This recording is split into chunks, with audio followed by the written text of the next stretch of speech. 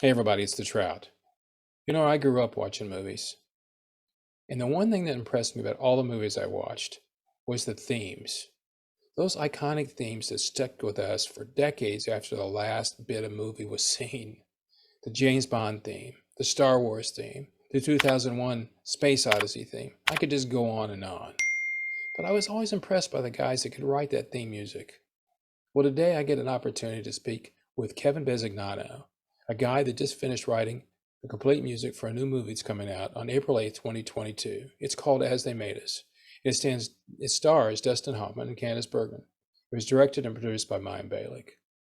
If you want to know how difficult it is to write music for movies, stick around and let Kevin talk to you about how it's done, because he's the expert and he's the guy that knows it. So that's next on KT and the Trout.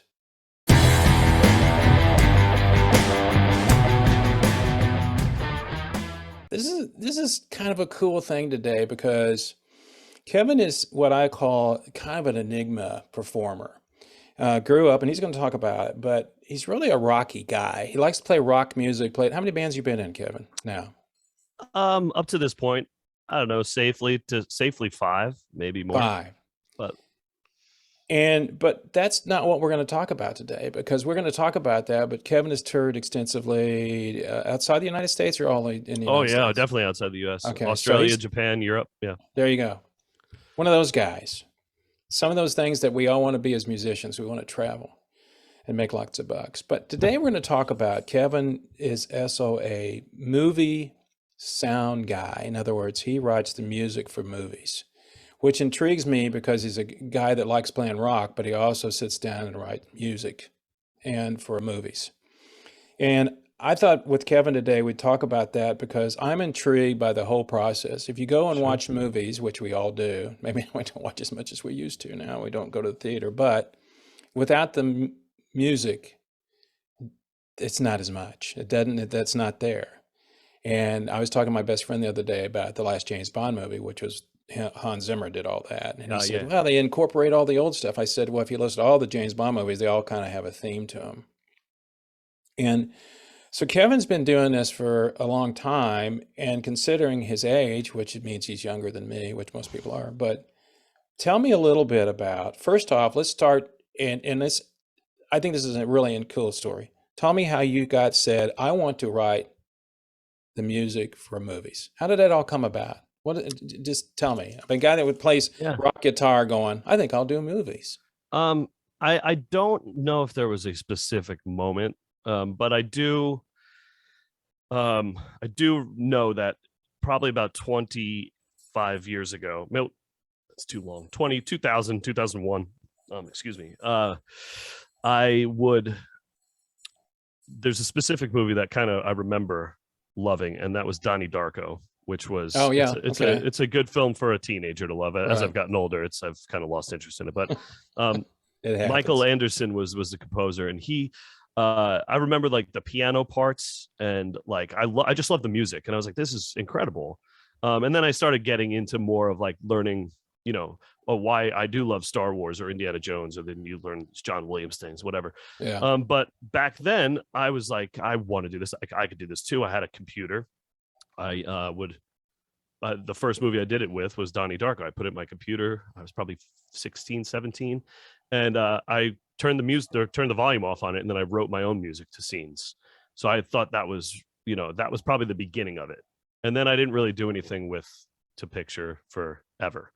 And I think I've mentioned this before to you that I didn't know anybody. I was in high school. I didn't know anybody making movies. You were on the East Coast at this time? Yeah, at this Okay. time I was in probably Staten Island, New York, and I didn't know anybody, so I didn't have any source material to write music for. I didn't know anybody making movies, or I Right. wasn't anywhere close to being in the business. So I just did it on my own, and then I joined bands and went on tour.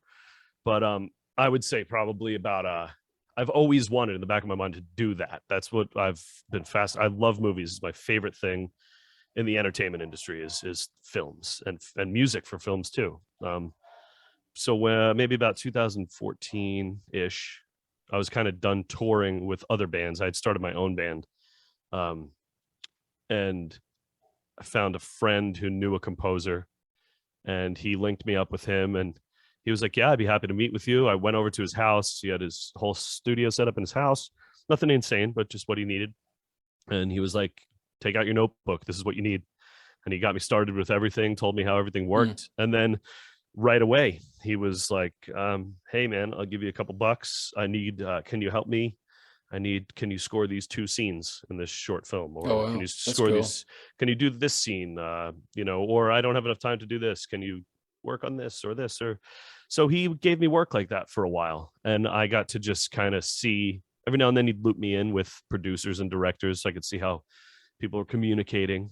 But it was kind of there. And then at that point, since I had the setup and everything, then I just, like most people probably do, I just started just writing music to pictures. I would Google a mountaintop or something and take that photo. It sounds crazy, but it's like, I knew I had to, like, I understand completely. Right. I had to like practice in a way. Right. So I would come up with like an idea or a theme and then score the picture. So I did that a lot, like practice on my own. I don't even know where that stuff is. Probably on a hard drive somewhere, but I don't know what it sounded like, if it was any good. I spent time doing that. And then it just slowly, just like anything else, it just grows and grows. And then I found my way into,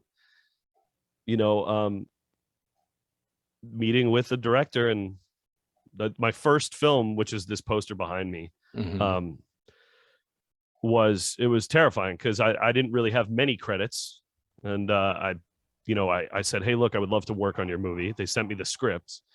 The writer, Annika Marks, brilliant writer, excellent actress too. She stars in the film as well.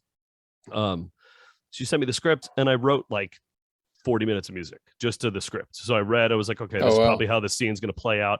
Yeah. And then I had them come over, and I was like, hey, this is basically my audition, because I don't have any credits really. So here's all the music I wrote. Come sit here. And I remember like being terrified and like pushing play because I'd never really experienced it. Trust me. It's still, that's never going to go away. It still happens to me now. It's like, I want to crawl. Still, it doesn't matter. You always do it. Yeah. But so I remember hitting play, and they were like, this is great. I love this. I don't like this. It'd be cool. We want to go in this direction. We want to do this. And then, the next day they called me and like, you're hired essentially. And then we went to work for a couple months, and they went and shot it.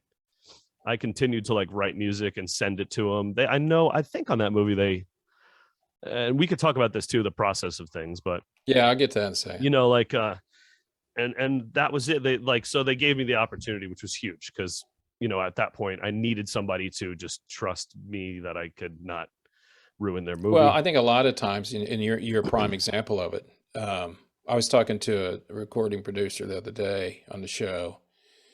He's been around for a long time, and he knows how it helps people online. And we were talking about how many talented people are out there. Are there a lot? And I think what you have is you have talent for it. And if you have talent for it and you can actually do something about it, that's even better. As a musician and songwriter myself, I do it now for my own edification, and people listen to it. Yeah. But I don't think people that are not performers understand what drives people like you and me. People go, how do you come up with this? And there is no secret. It just comes up to you. Yeah. So, and it's like, and I'm sure you had this, happens to all of us. When you finish, you're going like, man, I hope I can come up with something else. I mean, you're sitting there because you think, I run out of ideas. And then all of a sudden you're just doing something, and all of a sudden, oh, look, I got something else. I mean, for me, the way it happens is I kind of black out while I'm doing the job, or while I'm doing. Yeah.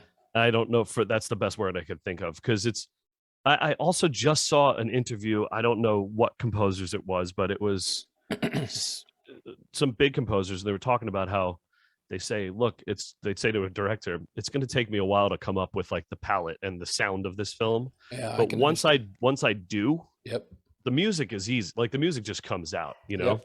Yep. And that's kind of what happens to me. I'll stare at Heather knows, she makes fun of me. My wife, when I start a new project, I am just terrified. All I talk about is like, I don't, how am I going to start this? Everything is I stare at a blank session, man, for days sometimes. Like there was not all the time, because I've learned to force myself to get started, even if the first 2 days of work are garbage and they get thrown in the trash. Yeah. At least the ball is rolling. But right, yeah. But that's the easy part. Once you do, once I get started, it just comes out. And then at the end, I'm like, how did I do that? And how You am I don't going to do know. that again? Yeah. And when I look at a folder, when I send, 5 gigs of wave files to the mixing stage, it's like, I'm so happy this is over, but I'm like, how did I get there? That's You kind of how it really works. don't know, and I think that's the happy and sad part about it too. Yeah. So we just released a song on YouTube, and I was sitting there when KT added the vocals to it, and I do this little lead riff. I don't know how I did it. I don't even know. I mean, I still don't know how I did it. And when I listen to the mix, and I go, when did I do all that stuff? And you just don't know. It just kind of starts flowing out of you, and you don't. And if you're not creative, I wish that people could understand that part of it as being the creative part and people enjoying it. So let me ask you a question, because this is for me and the neophytes. So somebody comes to you and says, hey, Kevin, I'm writing a movie. I'd like you to compose the music with it. What happens then? Do you sit in a room and do they start? I mean, you talked about the one you had to read the script, but they can give you a synopsis or something like that. But how many people do you have to work with when you write a movie? I mean, I've seen videos of them sitting in the big studio and mixing it, putting it on the movie and all that stuff. But what happens after that? I mean, do they start? That's kind of like the last stage. I mean, well, there's yeah, I understand that. There could be it's really a case by case basis, because there's directors, productions, things are at different levels with money, where they're at in the production. I could potentially get a call and say, hey, we have to finish this movie in 2 weeks. The last composer, we fired him. I need you to do this in 2 weeks. And that happens, you know what I mean? That hasn't happened with me or to me, thankfully yet. But also, like, you could be really early. Like, for instance, with Killing Eleanor, I got in very early. They hadn't even left to shoot the film yet. So Right. I was able to get themes and ideas going. I've done with As They Made Us, Mayim Bialik, who wrote and directed the film, sent me. Which is the one you just finished. Yes, correct. Which is called As They Made Us. Okay, there you go. Yeah. She sent me the script and a collection of photos that were essentially kind of not the aesthetic of the film, but sort of. It showed kind of what was going to happen in a way. Okay. And so I was able to get started with things with that. Right. Sometimes I worked on a short film recently called Something in the Clouds with a director named Johnny Ray. And he basically had the film done the first time I saw it. And there was also, we could talk about this as well. At that stage, there's generally what's called temp music, is when they edit the film, the editor will put in, the scene from Inception, the music from that in this part, and then this music from this and this. Kind of get an idea what they're looking for. Yeah, and they edit to music. If there's Sure. action, this film was the short film was an action film, sort of, in Right. a way. It's like a car chase and a bike chase for 11 minutes. So A long time. it's very much like to music, Right. So you get stuck kind of recreating temp music sometimes. Sometimes if you get in early enough, you're the temp music, and then you get to focus that. But I guess I could talk about a specific moment would be in the whole process is, so the film is done. Even if you're in early, sometimes there'll probably be temp music as well. But you will have what's called a spotting session. And you generally sit with, we could use As They Made Us as an example. I sat with Mayim in a room.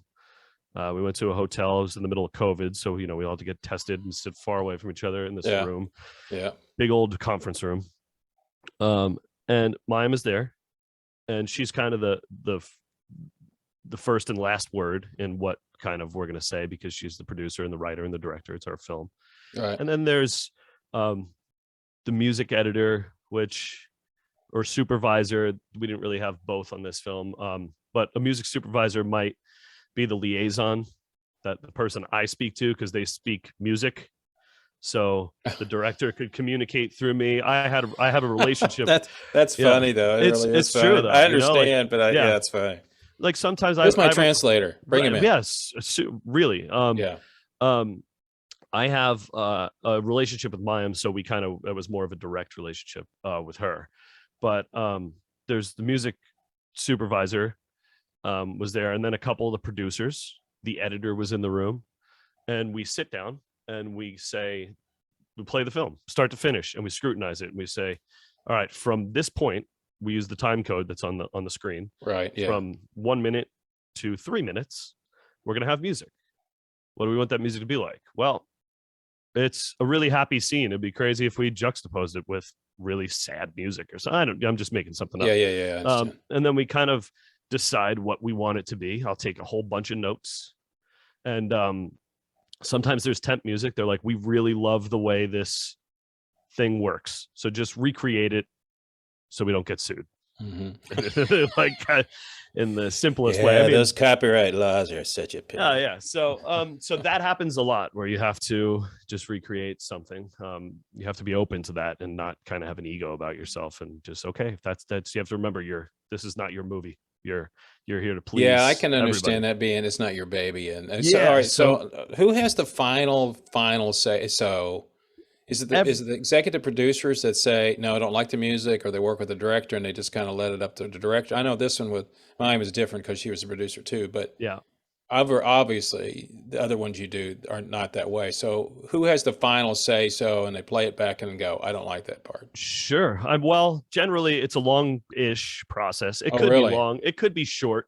This was about a month of, I think I turned in the whole movie in like 2 weeks. We did the spotting session, and I think 2 weeks later I had the whole film scored. Oh, wow. Version 1 now. We'll go on a cue by cue basis. So there's a list of cues. Okay, so explain that to people that are listening to this, what a cue is. A cue is just basically a song or a track or a scene. Say, the second scene in the diner in the movie. Okay. That's the first time we hear music. That's the first cue. Gotcha. Okay. And so there's a number, maybe 25. There's 25-ish in this movie. So I'll go through, I'll make notes, everything in that spotting session. Everybody puts their ideas in, and then I go home, and hopefully in a timely fashion, I can submit all this to everybody. And this is where it gets a little hairy, is because the director has a vision, I have a vision, everybody else has an opinion, and it can get, and this is where you need thick skin. You need to, I've heard of stories where even I'll just make up names because I don't know exactly who it was, but Alan Silvestri working on, I know what that is. Yeah. So I'm sure he was working on, I don't know, let's say Back to the Future or something. Yeah. Is that Bob Zemeckis who did that film? I don't know, whatever. Yeah, anyway, it was Bob Zemeckis. Right. Silvestri, I'm adding names. It could have been anybody, but somebody this big worked on a cue for a week, just poured over it for 7 days. And Zemeckis walks in the room, they start the cue, and in 10 seconds, he's like, no, go back to work, Alan, and left.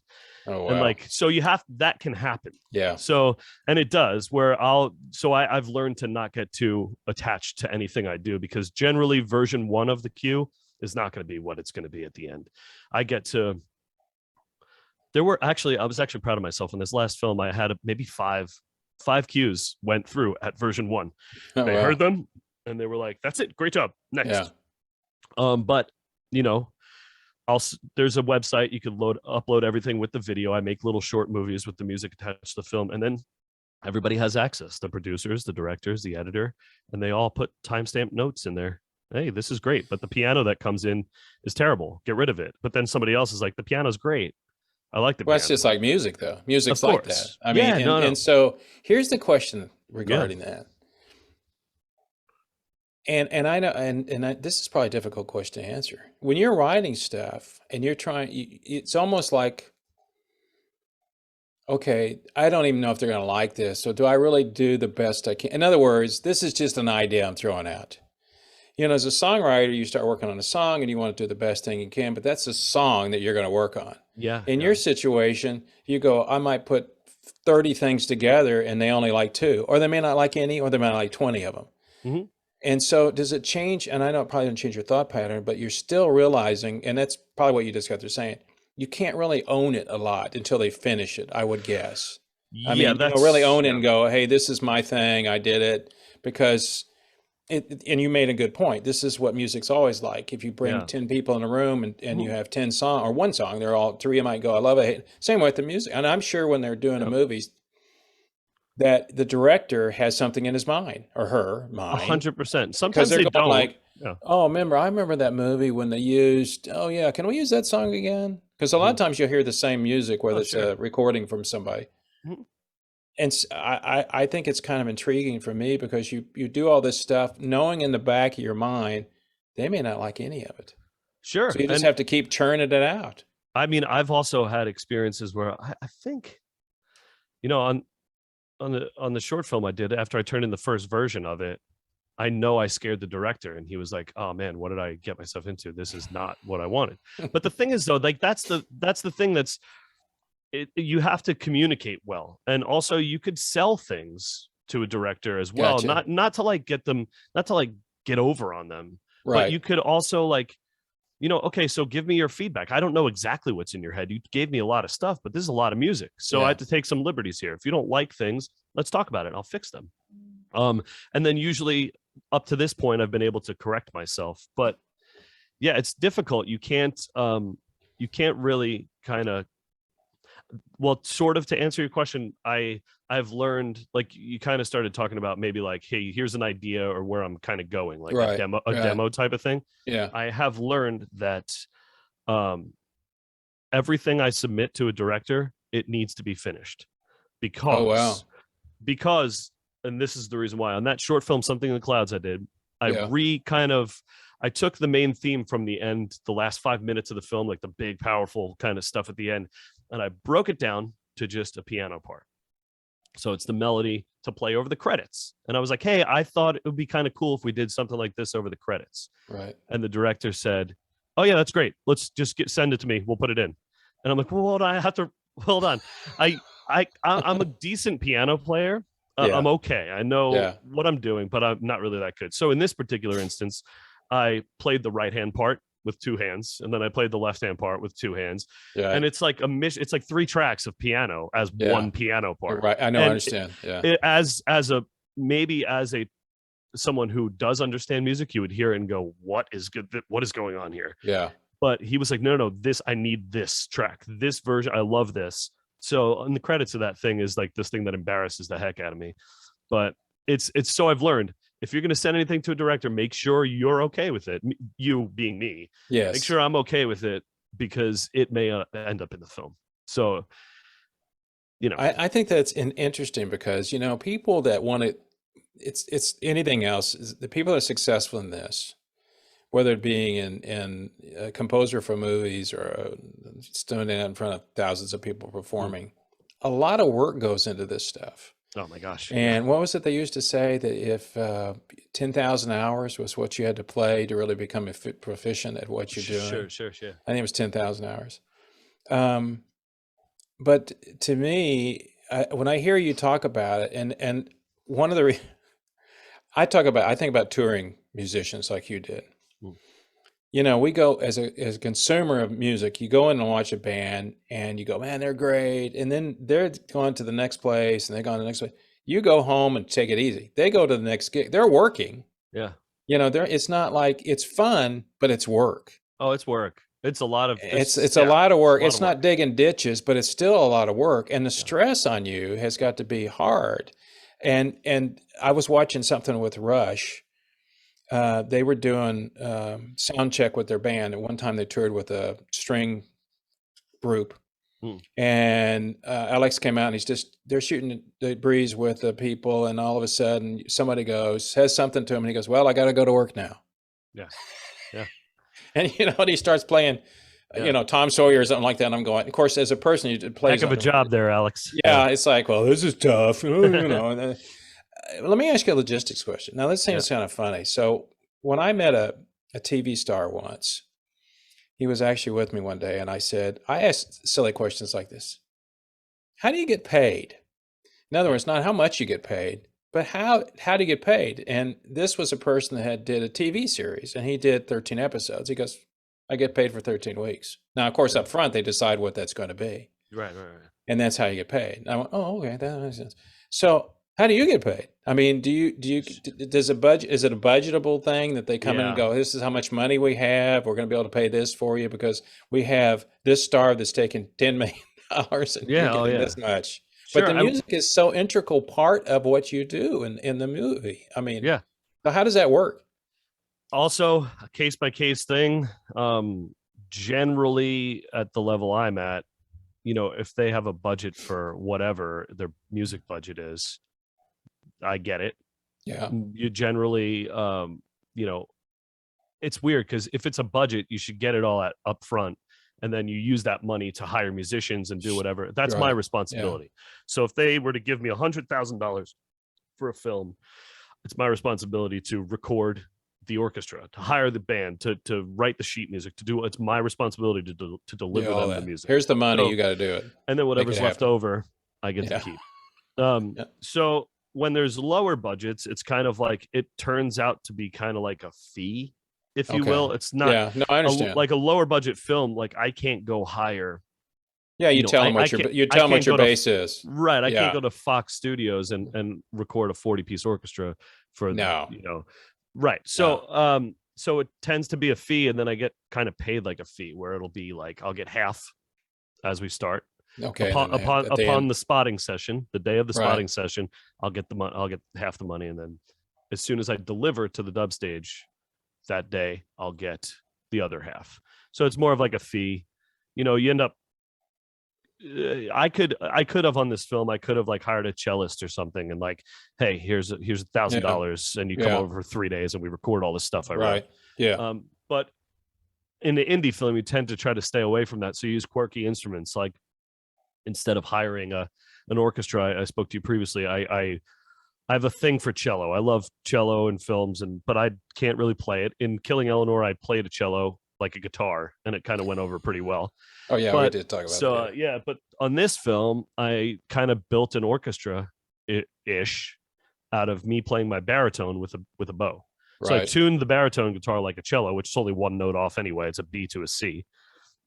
So I did that. So instead of doing that, I could have hired people, but it's to save the money and make the money. I do it. So it's case by case. It could be anything, but generally it's like a fee at this level. Well, I'm assuming that people we talk about, Alex, you were talking about him ago, Alan, what is it, Silvestri or whatever his name is, and we're talking about Hans Zimmer.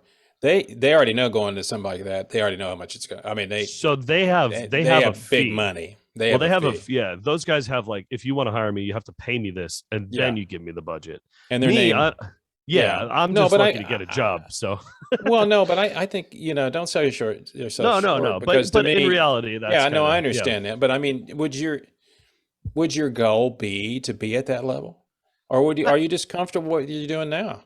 I mean, would you like people to know? I mean, this is a stupid question. I kind of answered it. I know the answer to it, but wouldn't people go, "Man, the music was B. Who did that music?" Sure. And then they'll try to figure out how to say your last name. Besignano. It's that that guy. That's Sina guy. Yeah. Okay. I mean, is that kind of something you want to do? I mean, that's great and all, but I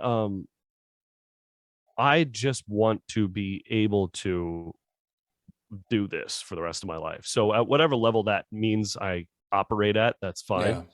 Yeah.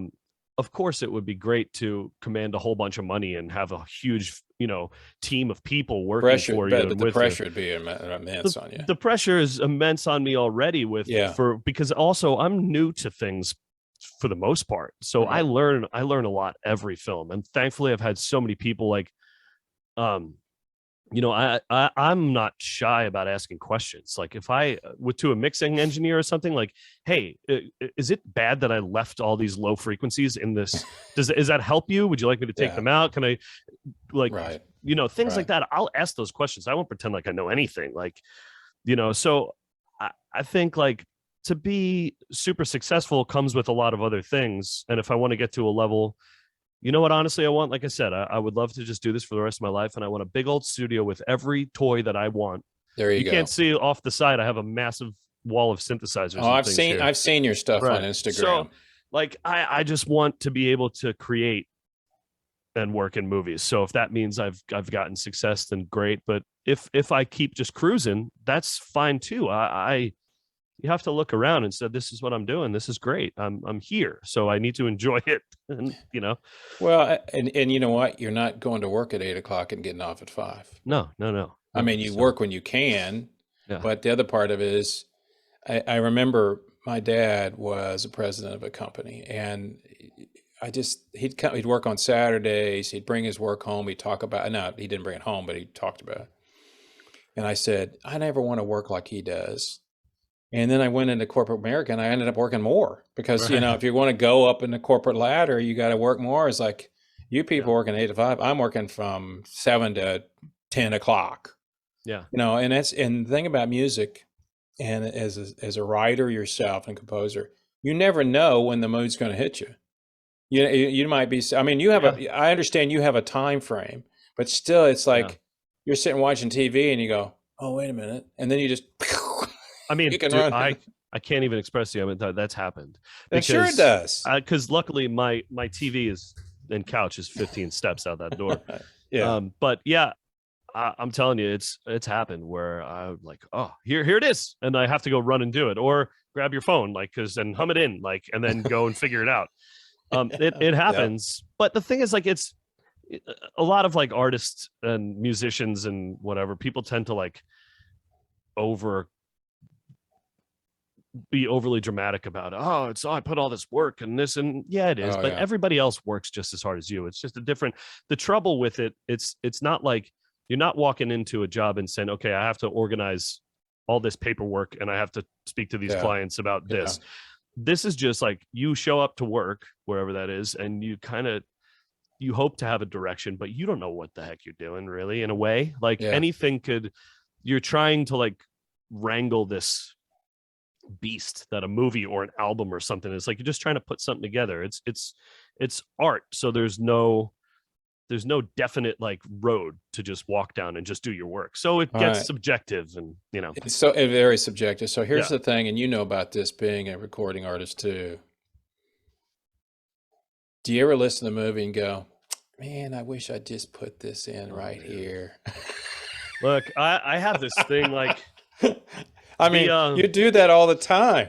Yeah, but you have to be able, of course, you have a time. We talk about this. Yeah. Even people go in the studio, you're doing an album or whatever you're doing.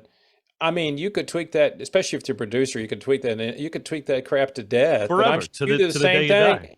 And you could go, you're watching the movie going, I've just added that little more violin in there, And see, the thing is, you're right. And when I watch, man, and the mix this is a great example. We just mixed As They Made Us a month ago, maybe 2 months ago, whatever it was. And when we sit down in that big old theater behind the giant mixing desk, and I sit there, everybody's in there, everything's been approved. I got nothing to worry about. Well, not necessarily, because I'll tell you a little bit about that as well. But as soon as we hit start, I'm like, and I don't, and that's just me personally. I'm sure some people would really enjoy listening to what they did, but I don't know. The thing is, it's not up to me. So if the director and the producers, and they're all like, yo, Kevin, great job, this is it, then that's all that matters. Okay, great, it's done. If they don't want it changed, whatever. But what I was saying is just a little side note, happened on this film, and it's fine. It's not, this is where you have to let your ego kind of go. I think it's the very first scene. So the first cue I wrote was approved through everything. Mm-hmm. And then as we were in the mix, everybody was like, I'm not really feeling it. Let's just lose the music. Let's just lose it. It's gone. So then I have to sit there and go, okay, just get rid of it. So, and it doesn't, honest to God, it really doesn't bother me. Because it's not my film. And I worked just as hard on that as I did with everything else. And to be honest with you, it just is what it is, and it's not my call. And so you have to not, I know people would be confrontational about that, or would want to sell it, which you can do. Hey, I did this because I have this because of this. And the director goes, oh, I didn't see it like that. And you could maybe get them to keep it. But, that happens. So you have to, it's funny. Years ago, a friend of mine was making an independent movie. I lived in Kansas City for a long time. And he said, "Hey, I'm making this independent movie." And I said, "Okay." And I said, "Do you want me to Kansas write City, some music?" Kansas, or Missouri? Missouri. Oh man, Okay. don't ever say. Okay. If you're Missouri and you never say Kansas, it's like, The Mo. Okay. it's Yeah. the Mo. Well, that's why I'm a Okay. Chiefs fan for 50 years. Okay.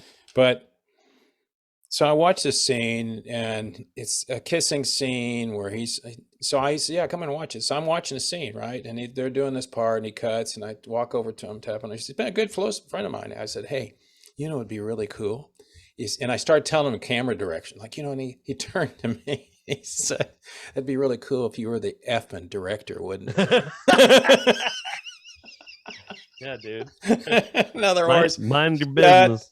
shut the hell up. And I went, okay. Yeah. I'll never forget that. So I understand exactly where you are, because you're kind of a paid guy to do this, and you own it because you created it in your mind and off the studio and all that stuff, but you're still have to, oh man, I really like that part. Okay. There's like, yeah, no, but you can, but you also like, you have to be, you know, it's like, mind is like a parachute. It, you know, works best when it's open, right? That's right. So you have to be okay with receiving criticism and working with people. This is a massive team sport. This is not, you know, before when you're maybe signed to a record label, you kind of have people to please. There's A&R and whatever. You have to make things happen for people, and they have suggestions and things. But you spend, as an independent artist, you spend however many years, 10, 5, 2, whatever, just pleasing yourself. So you get used to that. And then when you have 10 people who you're like, how dare you have an opinion? And I still have those thoughts sometimes, you know what I mean? It's like, you haven't said anything for 2 weeks, and now you're going to tell me what I need to do? Get out of here. But then you have to go, okay, hold on. And then most of the time, what I've learned is those objective opinions are generally really, really good, because you're so deep. I've been watching the same scene for 2 weeks and writing the same 30 seconds of music. My God. And this guy comes in and says, "Hey man, like, you know, the violins are horrible. Like, it's not right. It's just not right." And you could go, you know what, maybe to everybody else in the world, it's not right. So you lose it, and you start over, and you start fresh. You have to be able to do that big time. So I think that's difficult, because it all comes down to who's writing the check. I mean, when it comes down to, in a way, in a way it does. I mean, it's creative, and you know, you can have people. I can relate this. One time I was a VP of a big mortgage company, and I was head of marketing for them, a national mortgage company. They hired me to do their website and all that stuff. And so I worked with them, and I just put a simple one up to give an idea what I was going to do. And the president calls me and goes, "You know, I don't really like this website." And I said, "You know what I think? I don't give a crap." I said, "You're not the guy or the gal that's going to push that button." And I pushed back, because it's like, dude, what are you telling me for? I mean, are you a guy that did you hire yourself to come in and do that? No, you hired me to do it. Right. So let me do what I'm supposed to be doing, and shut up. There are times for that argument. There are times for that. Sometimes, but that's that. I mean, it's still creative, but you're more in the creative end. That there are times that you just go, okay, I really think this is going to work. Yeah. But I can understand when somebody comes in and goes, "Nah, don't, no." Yeah. And you just go, man. Yeah, it's because, like, I'm trying to think of a specific example, but I mean, which I'm not going to be able to on the spot. Well, but let me ask you the question. So I was talking to a good friend of mine. He went in the recording studio yesterday. Older guy, not as old as me, but he took his little local band in the recording studio. He's all hepped up about it, and I told him, "Here's what you got to remember when you're doing and all that stuff. Relax. You got to relax, because every time you go in a recording studio, you're pumped up. You're like, oh." Yeah. And I think the hardest thing for him was, and he just said, "Yeah, you're right." So he called me. I called him this morning. I had to go, "Oh yeah, but we were really fast at the beginning." And I said, "Yeah, that's kind of what happens. Yeah. You know, you just get excited about it." Mm-hmm. And I think that's, and it's ownership. But my point being is, and I told him, I said, "You know, I had my album all done, but I'm not going to release it now." He goes, "Why not?" I said, "I'm not happy with some of those songs." I've listened to them about 500 times, and I've just realized that I got 4 of those songs. I'm just going to throw them away. So my point is this: I've spent hours, days on those songs, and now I'm just going to go, eh. Yeah. So I told him I'm going to send you a couple of them, and you tell me what you think. But that doesn't mean anything. I mean, he might go, yeah, these are really good, and still I'm not going to put them out. But you work on that stuff, and then you just kind of goes away, and you just have to accept the fact that, okay, it's what it is. Sure. I can't express to you how much music I have that's not that it's been written for picture, but it's just on a hard drive somewhere. But what I do is I catalog everything very specifically. One of the things I've learned, from this fellow Mark Yeager, that's the composer I used to work for, learning how to do that is basically my way around that is I'll save stuff. Don't name a cue the same thing ever. Like I would, if I had a cue named Coffee Mug on the next film, even if they were drinking 20 coffee mugs, I wouldn't name it Coffee Mug. Yeah, you can't. So if I keep everything separate in its own thing, and if say version 1 of Coffee Mug from the first movie, we ended up on version 10, but version 1 was a completely different thing, and I'll keep those after a film. I go through the hard drive and I'll take all the stuff that exists on its own that is not like turned into a form that's in the film, but these first versions that aren't even close to what's in the film, I'll save them. And because it's different, it's not like a song, I guess. If I come across a scene one day in a film, I could go, oh my gosh, I have that. I have this. Like I have a melody and a thing, and that Coffee Mug version 1 from this film is going to work here. So I could take that and pull it and rework it into what I need to. So I save everything like that. So I assume you do everything on Mac, is what I'm assuming that you do. Or do you Yeah, I figured you do. And how many computers do you have? I use 2 at the same time. So I have one computer that is my music machine where I record into, and I use Logic Pro for that. And that is connected via MIDI to a laptop, the one I'm actually on right now. And this runs Pro Tools, and in Pro Tools I run the video. So I don't have my music computer being bogged down by the video trying to play back. I got so that's one reason, but also I have to deliver Pro Tools sessions to the mixing stage. So what ends up happening is I record the music from my music computer, goes into my Pro Tools computer, and I get long files with all the music, and then I deliver that. So it's not complicated. It sounds complicated, but it's not. No, but I understand. It's 2 computers. It's pretty standard how everybody kind of does it. Well, and for those people that are listening to this that don't know what the heck we're talking about, so when you record in a computer, there's software that you use, and there's all sorts of people that provide them. He talked about Logic Pro and Pro Tools. I use a different one when I record, but when you're playing stuff back, so when I edit this, what Kevin and I are talking about, and I put it on my computer and edit it down, there's a lot, even with the fastest computer, there's a lot of stuff going on, processing going on, which slows everything down. Yes. And when you throw the video on there, it even slows it down. You're going to suck up, say, 40% of your processing power. So So the software I use, and so the same way with him. So what he's doing is he's taking the music on one computer and running the video on the other, so he can do it simultaneously. So it's actually in real time. And I have them linked up, so when I push play on my music computer, it'll play at the same spot in the timeline on both computers. So hit play on one, it plays the video. That's how. So when you finish, it goes on your hard drive, but do you have it has to, obviously you got to save it someplace else because you don't want to lose it. Does it automatically back up on a cloud, or where does it go? I use Dropbox Okay. all the time. And everything gets saved in Dropbox and on my computer and a hard drive. So every project, as soon as it starts, I buy a new hard drive. So every project has its own hard drive. Everything lives on there. It gets backed up in Dropbox. Yeah.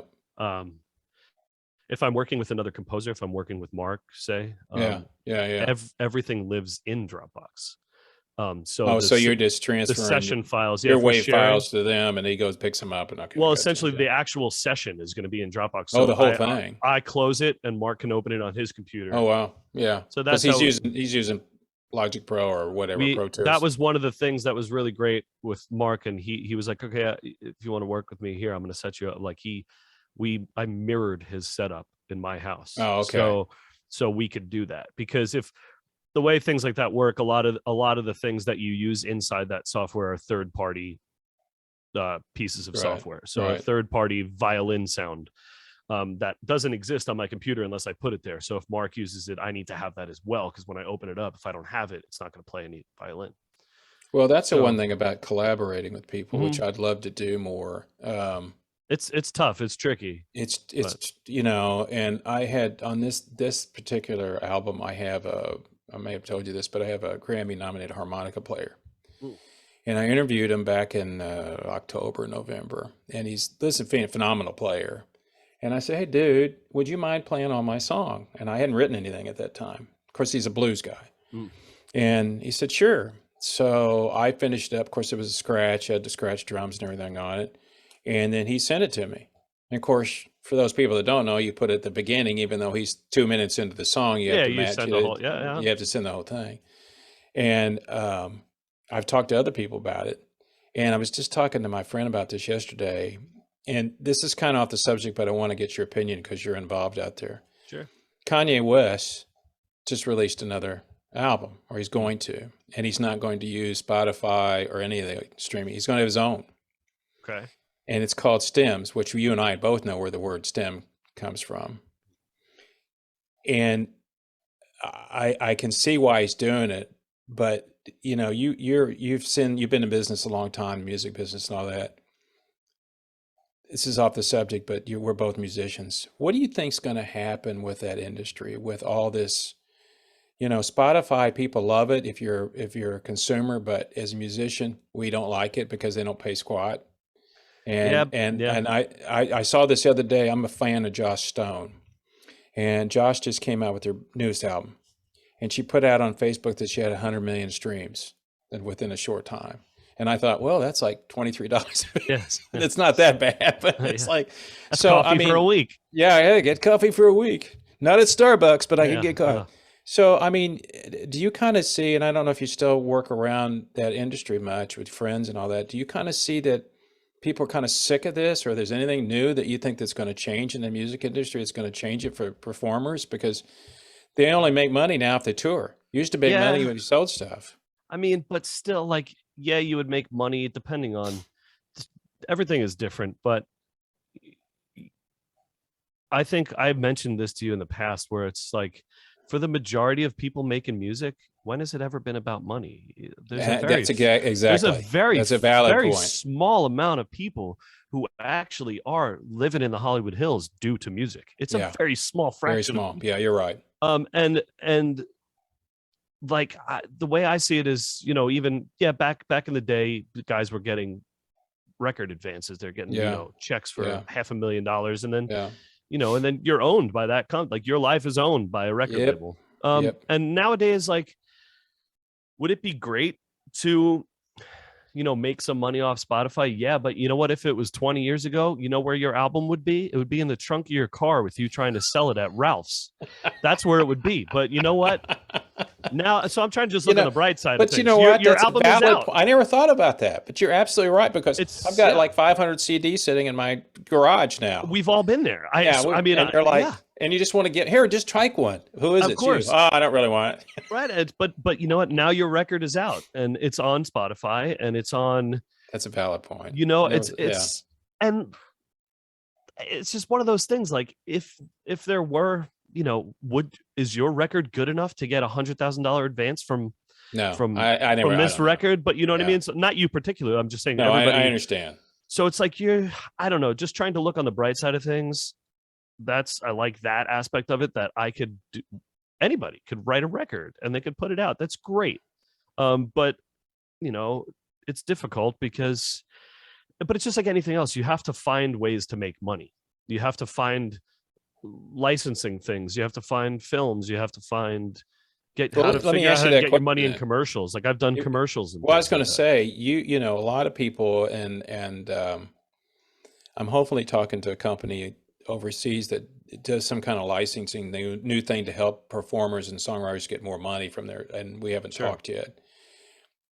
You could, I assume, because you're good at what you do, you can make money just licensing music, couldn't you? I mean, you could write Yeah, so commercials and stuff like that. there's the way a lot of those places work, and I don't have a deal with any houses that do specific licensing for, say, commercials music. Right. But Or whatever. I what mean, will happen with those is, say, we'll just use Mac or Apple as an idea. Like, right. they contact this company and they say, we need music for this ad. It's 2 minutes. We'll pay this whatever X Yep. amount of dollars, Yep. and then that company has a bunch of artists that are They just throw contracted to them, stuff at. and they give Yeah. it to 10 guys Yep. and gals, Yep. and everybody does one. You have 24 hours to turn something back in, 12 hours. So you score it, you send it back in, and then it's a bit of a competition. So Yeah. instead of it being like one person, hey, I like this, let's change this part, let's do this, they get 10 versions of it. And this isn't the way it works all the time with everywhere, but just No, but one I example. understand. And then somebody will win it.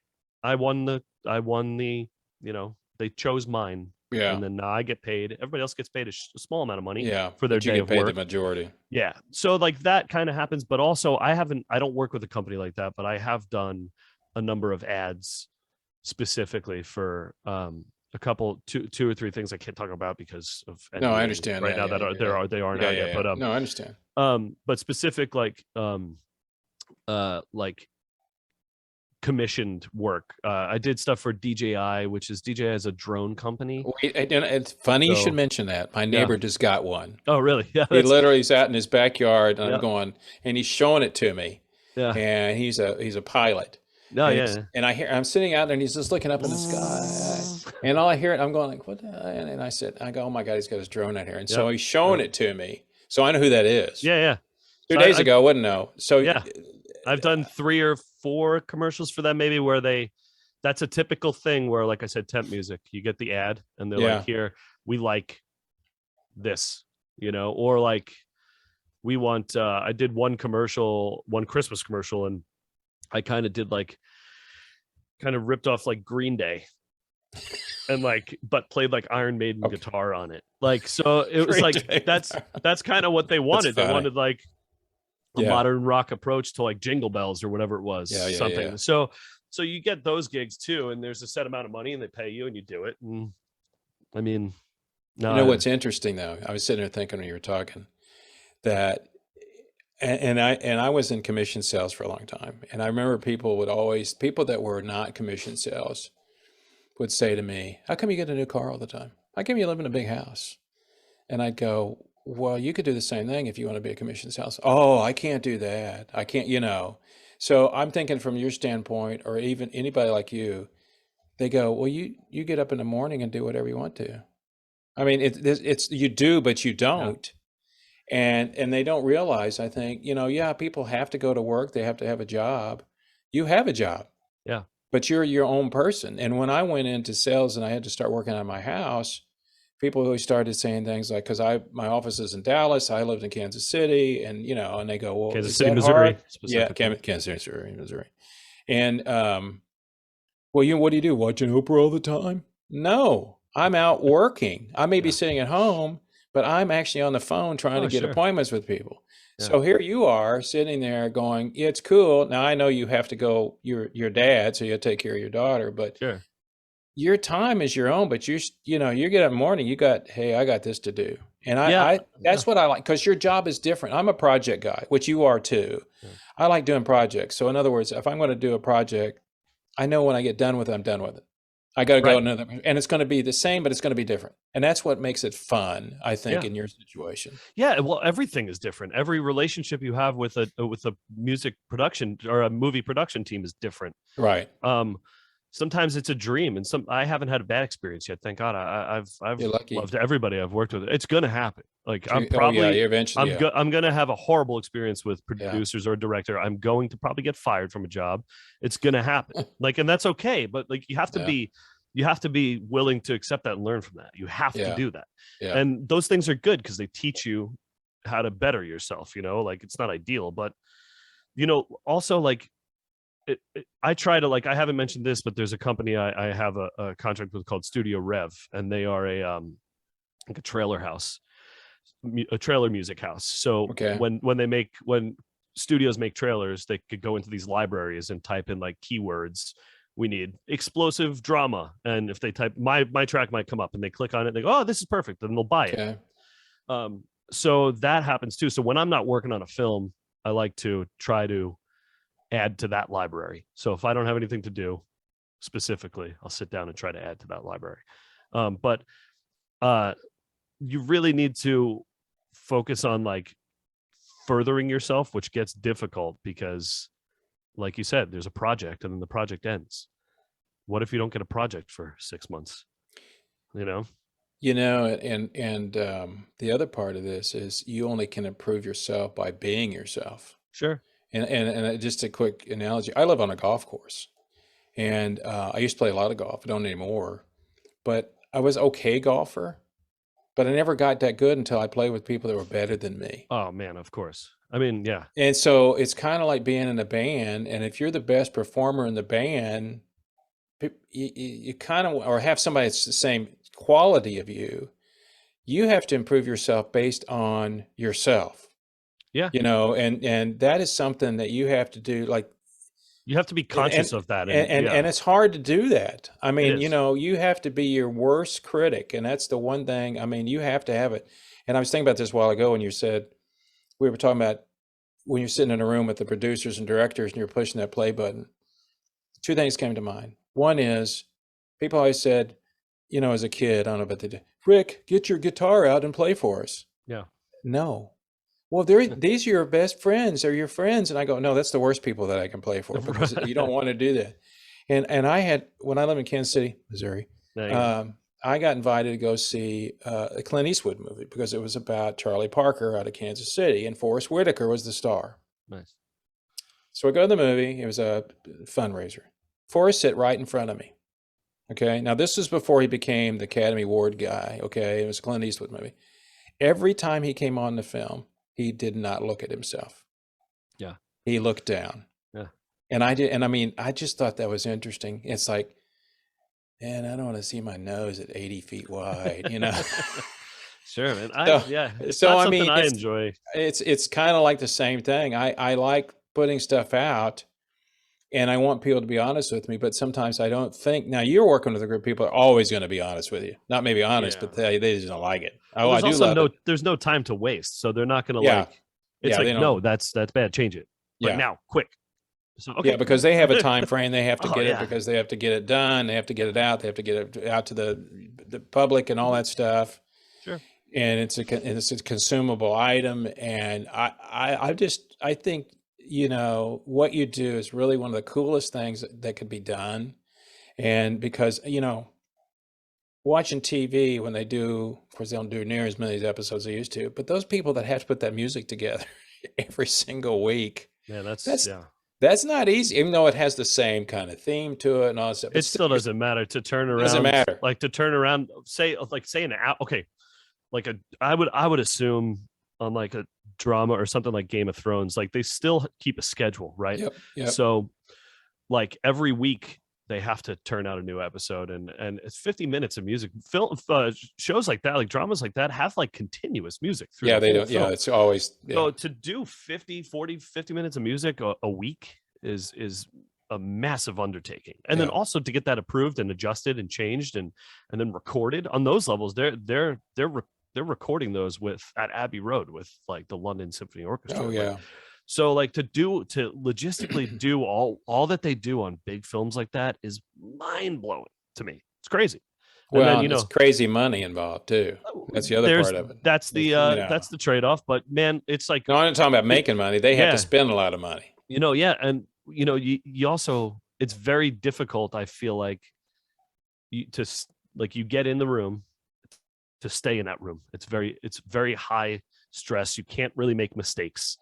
You have to know what you're doing and be confident, and people have to trust you. They have to They hire you because they trust you. They trust you Well, to not. and you have, when this actor sat next to me, I said to him, I said, what is your long-term goal? And in acting, you want people to want you to, I think this is kind of, I'm thinking about what he said, but he said something like, I want people to hire me. Then eventually you want to be that person they want to hire because it's that actor. Right, of course. And the same goes for what I'm doing. And it's the same thing. And then eventually you become a caricature yourself. Oh, well, we don't want that music anymore. That's the same music they've been for 20 years. I mean, you talk about John Williams, and I mean, he'll probably have Star Wars written on his, he just turned 90, I guess it was. Yeah. But I just thought that was interesting. He's like, yeah, I become this, and then I become that, and then I become kind of obsolete. Yeah. And even though, and I was watching, we watch, my wife and I record and watch all the Chicago PD Fire and Med. Same guy writes music for all of them. Yeah. The guy's in Iceland. Guys lives in Iceland. And I thought, how cool is that? I mean, he's sitting in a studio. That's how much things have changed. Oh, yeah. He's in a studio, sitting, it's all synthesizer, but still, he's sitting there, and every week he's got this thing he's got to churn out, 22 episodes or whatever it is now. They don't do that many. And I thought, it's got the same feel to it. And when that series ends, he may not get another gig. It's true. I mean, because everybody goes, oh, they did that on Chicago Med for that Chicago whatever for years. Yeah, but still, I think like I've always said on the other side of this, I've had conversations with guys that are, on my level here, where it's like, it's difficult for me to find like a style or a voice because I don't have the opportunity to just be me quite yet on a film.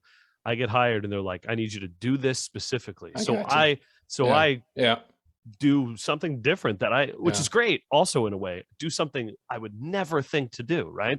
But I'm not getting hired because I do this really well or this. So it's hard to focus your sound and like kind of have that be what paves the road for you. It's different. Well, you put your sound into it, but I understand what inevitably you're saying. It happens. Yeah, right? inevitably it's always have your style. It comes out to be, it's you, right? But so that's like also one thing. It's another, like you have to like kind of check your ego and be like, hey, they're not here for me, So it's you learn, I at this point in my life, I have a couple films and a couple shorts and a couple things. I may never ever work again myself. I may never get a film. So. But I'm just saying. But the potential for that, so it's just you have to like. That's what's scary, but you also like. That's what's good about being versatile and like guys like John Williams and those big names, they are very versatile, and that's what kind of keeps them getting jobs. They're also very trusted. People know that if they hire Hans Zimmer, he's going to take care of business. He's going to take, like, we don't have to worry about, is this going to be delivered on time? Is there going to be a problem? Just a bunch of little things like that. These guys are reliable sources of music for film. So do you get all the gigs on your own? Do you have an agent or anybody that helps you out, or you just do everything on your own? At this point, everything on my own, which I would love to have representation at some point, just because it may take some of the stress out of, like if I had a manager or an agent or something, of that nature, I would be able, they would say, hey, we have this little gig from somebody I don't even know. Like here's this short film from New York. It's this whatever here. You want to do it? Great. So those opportunities will come in like that. As of right now, it's still just, what I could find for myself. You know what you have cool going for you is the fact that you got the new movie coming out. But you're in the credits, brother. I assume you're in the credits. I have a title. So when people are looking, to me, it's all about who you know. I always said to people, my number one thing in life is it's not what you know, it's who you know, but then you got to know something. Yeah. So you can be really good, but but you got to be able to convey it. So you're in a situation where you can now take that product, whereas me as a solo performer, I could do we were talking about Spotify and everybody, people listen to it. No, that's really good, but I don't have anything I could go, hey, we got a gazillion people listen to it. Right. You have a final product that you can now say, Right, and this is the Even first though time it's not, yeah. it's not this production, it's not that one, it doesn't have Pegasus or whatever's out big now. There's so many, they've all been bought up by everybody else. You have it though. No, yeah, and it's And you've true. got some And people in that movie that are kind of well known, I mean, you know? listen, you know how many times I paused working and said to myself, like, I'm writing music for Dustin Hoffman and Candice Bergman doing a scene. Like, how lucky am I I right now? know. This is incredible. You know, these Did you ever get to meet him? no, I Not haven't yet. met anybody of the cast but Mayim. I've known Mayim for years, and Yeah, obviously she's not in the film, but right. maybe When you go to one the day. movie premiere, you get to meet Yeah. him. So maybe we'll see. But all that aside, I mean, yeah, there's some huge names in this film. Like Dianna Agron's fantastic in it, and she was in Glee. And Simon Helberg I think he's so good in this movie. He was on The Big Bang Theory with Mayim. He's fantastic. But yeah, I mean, come on, Dustin Hoffman, Candice Bergman, they're fantastic. And these scenes are so like, it also adds such a level of pressure. You have to just kind of say, you got this, man, keep going. Cause it's like, who am I to be doing this? I'm 35 years old. I don't have much to my name and somebody's letting me do this. Don't mess this up, dude. Okay, so There's that level of pressure. I'm just tell you this real quick. So Sure. when I interviewed the gal over in the UK, and she recorded her album at Muscle Shows at Fame Studios. Okay. And that's really what we were trying to focus on. I'm going to be doing some special things about Muscle Shows pretty soon, but because I know the producers on it and blah blah blah. And I said, "What was that like?" She goes, "Well, I go in a room and there's Aretha Franklin's picture. There's all these iconic people, right? Yeah. Very intimidating." And I said, "Lynn, here's the thing though. Eventually, you're there. You're there for a reason, and you can't do the old 'I'm not worthy' thing. No. You're there. You have to be worthy at that point. That's where you are, my friend. That's exactly where you are." And I know I've heard the biggest names in anything still get severe imposter syndrome, and you just got to fight through it. You know what I mean? It's a thing, and it's okay. I feel like that's great because I then know that I don't think that I'm too good for something, and I know I'm going to work hard. If that makes sense. It's like I think the hardest thing is to try to. I think the hardest thing is this. So I worked with NASCAR for a while, and I was not a NASCAR fan. I just thought it was crazy people driving left for 3 hours. But I got involved with a lot, and the people I was working with that hired me to work with them, they were like gaga over these people. They were like, "Oh my God, there's so and so, my God," and they were crazy about it. And I kept telling them, I said, "You're going to have to come down. You got to get with them. You got to be like, this is a business, okay?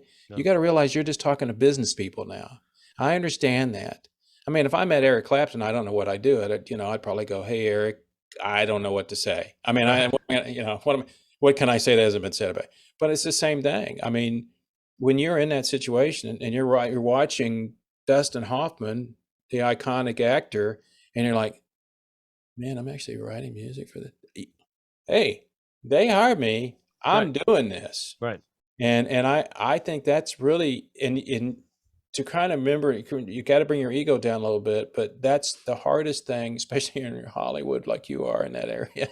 Yeah. The egos are out of sync. They can be. Yes. They can be. And I always remind them, people like, "Hey, so-and-so said vote for so-and-so." And I always said, they're an actor. They're pretending to be somebody else. Let's bring it to reality. Absolutely. Yeah. But they also, most of them live in castles completely, disassociated from the world. They don't know anything. But I feel that you'll probably continue to grow. You'll get this one, you'll get something else. Thank you, Rick. No. I haven't, and it just takes it from not even hearing any music. Right. Because I follow Kevin for a while on Instagram, and I know he's crazy from the Instagram post he does. And sometimes I don't even understand him. It's okay. But I don't either. People who listen to this, I will tell you this, and we had Kevin and I spoke earlier, so I could talk to him, but he likes reality. And people that do studio work anymore, you don't have to hire anybody to make it sound like something. Because you can buy a software that sounds like the drums, that sounds like a piano, that sounds like a violin, that sounds like that.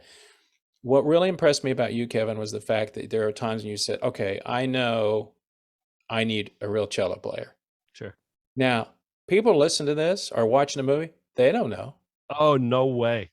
No way would But they know. that to me is the reality of what you do, that you enjoy it so much that you want it to be the real thing. Sure. And I I mean, applaud you for that. I could say this though, in not that, because it does take a very specific skill to program, say, a cello part with a virtual instrument Oh, I to can sound imagine. to sound real. Got There's a lot of attack and things, all that stuff going all on. kinds Yeah. of things. Yeah. Yeah, you have to simulate perfectly, right? Yeah. But it can be done, and it is done on Yep. TV all the time. Specifically, they don't always use an orchestra. A lot of TV stuff is virtual instruments. But there is aside from the fact that nobody really would know, because it is true. Like I could play you orchestral mock-ups, and there's not one real human being in there. But there is something that comes out of like a complete stranger. Here's the music, play it. You're sitting right next to me. I hit record. There's some magic that comes out of, you're a guitar player. So, when you just kind of lose yourself in a solo or whatever, and something nice happens, you hit this bend and there's the perfect vibrato on it. Well, you can't recreate that, so it does breathe a lot of life into something if you get, a real musician on things, but you don't have to. Well, but I think the other part is as a composer yourself, and I'm a songwriter, you hear, and we've talked about this, you hear stuff in your head, okay? Oh, yeah. They can't hear your head. You go, okay. And so when you bring in, whether it's studio musicians or whatever, they add a dynamic that you never thought of because it wasn't in 100%. Your head. Yeah. No, and even though you might put that sheet music in front of that cello player, they're going to play it the way they play it. And sure. All you can do is say, hey, well, I do that. But still, they add the human part to it. That can't be replicated. It can't be. And you could play, I mean, it's a bit off topic, but I was a sound engineer at a club for a really long time. Yeah. And this is kind of what made me realize it's not the gear, it's totally the player. And it's really comes from the player. Yep. We used to do this Sunday night. I'll just super quick. There was 3 rooms, and each room had a band in it. Every 15 minutes was a new start. So there were 7 bands in each stage per night. So 21 bands in the whole night I would mix. Wow. I would set up one band, set up the other one 15 minutes later, set up the other one, get a mix going, go back to the other one, change the band, get a mix going, go to the next one, change. Did this all night. It was crazy. Fender backlined the whole night, right? So they supplied amps. They supplied drums. I've never seen a Fender drum set in my life. I didn't know they made Fender drums. Still to this day, I haven't. Right. So they did all the backline. Yeah, okay. And they were the worst drum. I'm not trying to sure dog Fender. Crap.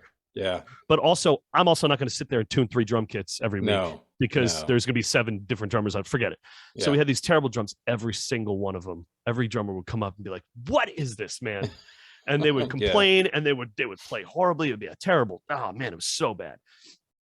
On this one particular night in one of the rooms, a dude came up, was like, "Hey man, I'm so-and-so. What's your name?" "Great." "And he's this me?" "Cool." He sits down, puts the cymbals down. I get a mix going. They start playing. This guy is just smile on his face, just ripping. Those drums sounded like they were a $5,000 DW kit. It sounded incredible. And I went, oh my gosh, it is not the instrument. It is fully the player. Like it is. And that same principle applies to, recording with real musicians. It really does. Yeah. If I record stuff virtually I think I spoke to you about this a little bit, to get approved by a director or producer, I'll do like a virtual drum thing. I'll program the drums. Yeah. Right. And then get it approved. And then I'll sit down here. I'll mic up my kit. I'll spend a day. I'll play everything I'll play a real drum kit. So I get the real person playing. Right. So like I do that, but you have to, not waste the money in the first place doing everything in time. But at the end of the day, you're doing what you want to do. Oh, and that's really kind of cool. I never was, I didn't go that extra step to do it. So I'm doing what I want to do now, which is okay. There's absolutely. Yeah. And as a musician yourself, because your music is timeless. In other words, movies 20 years now are going to have music in it. They may be a little different genre, whatever, but you're still going to have the mood in it. Whereas what I do, because I had friends of my stuff, my last music. I think a friend of mine called me, goes, it sounds a little like older rock. And I'm going like, well, of course. It's Well, like, I can't, yeah. that's what I come up with. I can't, I try to, but it's not me. Right. And I think at the end of the day, that's one thing that what we're trying to do is get to people like yourself that have created something that they're doing what they want to do, but it's unique how you got there. But as I said earlier, you still got to be able to perform. Absolutely. And that's really the best thing. And you remind me of, I think it's coverband.com or coverband on Twitter or something. People that always talk about buying a guitar for always making fun of it, Yeah. Honey, I didn't really, did you buy another gun? And he brings home a guitar. Yeah. That's okay. Wait a minute, you didn't buy another guitar, did you? Yeah. So you kind of remind me with all the stuff behind you. But hey, I want to wrap this up. It looks staged, but it's really not. No, I know that. It's actually cleaned up. Normally that couch is covered. Got crap on it. Yeah. Oh, I understand that. Yeah. Thanks, buddy. Thank you very much, Rick. It was a good time talking to you, man. Always a pleasure. Thank you, friend. Have a good afternoon. All We'll right. see you. Bye. See you, bud. Bye.